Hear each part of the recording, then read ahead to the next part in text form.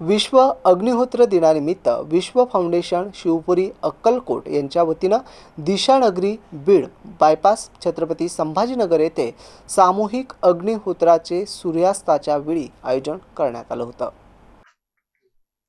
आध्यात्मिक आणि वैज्ञानिक आधार असलेला हा विधी असून जात, पंथ, धर्म, स्त्री पुरुष असा कोणताही भेद नाही। प्रत्येक व्यक्ती आपल्या कुटुंबाच्या कल्याणासाठी सूर्योदय आणि सूर्यास्ताच्या वेळी अग्निहोत्र करू शकतो। त्यामुळे या कार्यक्रमात मोठ्या संख्येने दिशानगरी वासी सहभागी झाले होते।